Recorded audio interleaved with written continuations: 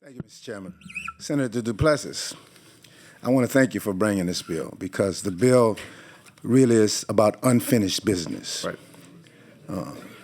This state, the citizens of this state, and Louisiana as a civil society recognize that injustice was done with non-unanimous juries.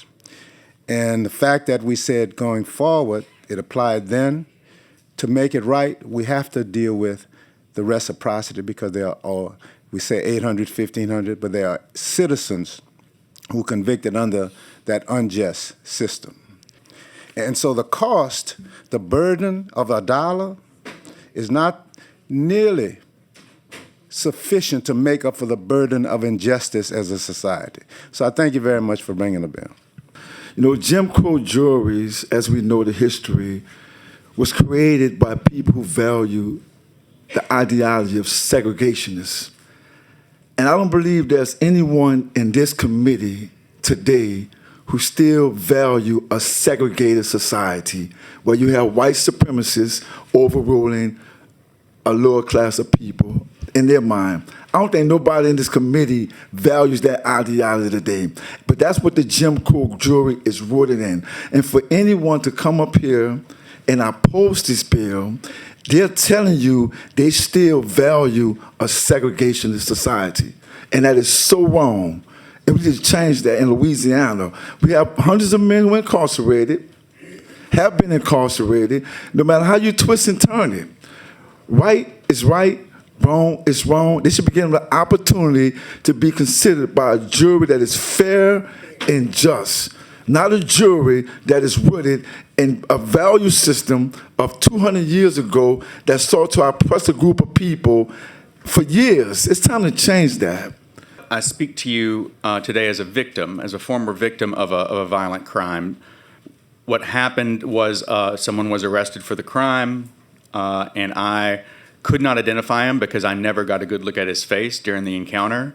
There was one eyewitness, and the man was convicted on a non-unanimous jury verdict.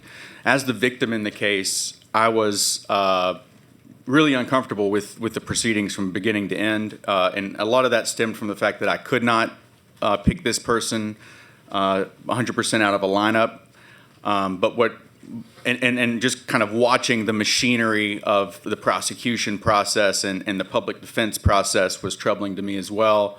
But it was very troubling at the end whenever the jury voted non-unanimously and he was convicted. And he was sentenced to 35 years.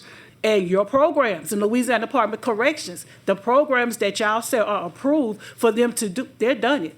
So why be afraid to send them back through court and let them give the opportunity? Yes, you might find some people that are guilty, and you might find some that are not guilty, that was wrongfully convicted, but they need their day in court. They need their day, and let you see that even though you wrongfully convicted me, I didn't give up fighting. I didn't give up hope of one day a door will open for me to walk out.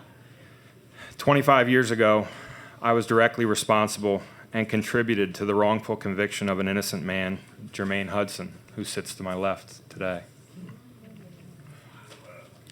Based on my false testimony, he was convicted by a 10-2 verdict for the charge of armed robbery and received a staggering sentence of 99 years in Angola State Penitentiary. I have no excuse for the part I played in this tragic occurrence. I was broken, lost, and afraid. God mercifully entered my life, and after years of self-torment, I was convicted to come forward and tell the truth. The Bible states, "You shall know the truth, and the truth shall set you free." Not only did the Lord set me free, but my confession and repentance directly resulted in Mr. Hudson being freed after 22 years of false imprisonment. In recovery, we learn that it is necessary to admit our shortcomings in order to make the changes necessary to keep moving forward and grow in maturity.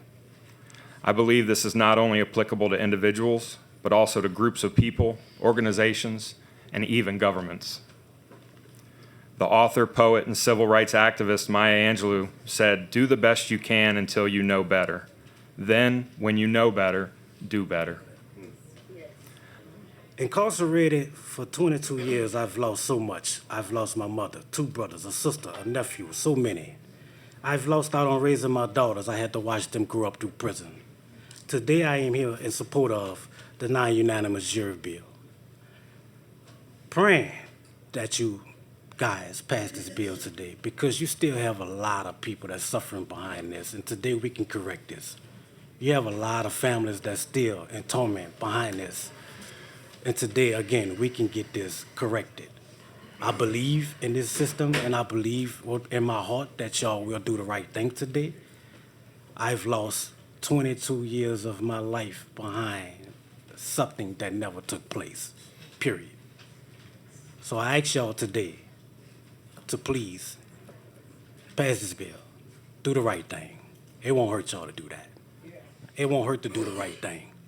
It will hurt to do the wrong thing, but it won't hurt to do the right thing. Early today, there was a note that the fiscal note said there's 1,500 such cases. Sadly, that's untrue. I know where that number comes from. That was the number when the Lafayette Advocate first reviewed the cases. They suspected there were 1,500 cases.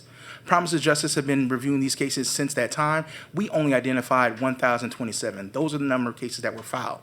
Since then, over 200 have been resolved. When I mean resolved, I do not mean they received some relief. Sadly, some have received relief, but sadly, many have passed away. Less than a month ago, an individual who was working in Angola died while working, and died and will never receive justice and will never have whether or not his conviction was proper, whether he should have died in Angola while working. There's no way to give him and his family. We work to get his belongings, but there's no way there's no way to correct that. He will never see his wife again. He will never see his kids. And that is what we're fighting for. The number of individuals who are incarcerated throughout this state who know that their convictions are not just. And all we're asking is a mechanism for justice. You don't hear much from an incarcerated woman. But 40% of women incarcerated at LCIW with non-unanimous juries served over 20 years. These women have been separated from their families and their communities. The question is, what happened to their children? Many of these incarcerated women have invested in growth in education and still found ways to give back to their children.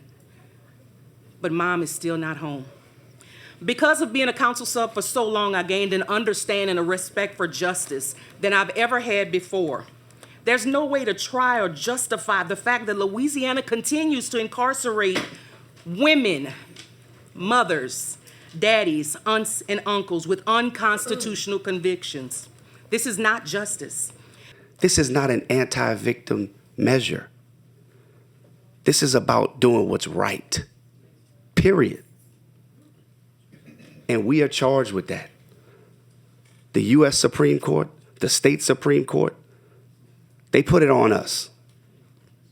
And we can't put it on anybody else. So Senator Bowie has made the motion to report Senate Bill 383 favorably, to which Senator Talbot has objected. A vote yes is to report it favorably. A vote no is to leave it in committee. Madam Secretary. Senator Bowie? Yes. Senator Kuzan? No. No. Senator Duplessis? Yes. Yes. Senator Harris? Yes. Senator McMath? No. Senator Talbot? No. Chairman Senator votes Reese? No. 3 yeas and 4 nays. 3 yeas and 4 nays. Senate Bill 383 will remain in committee.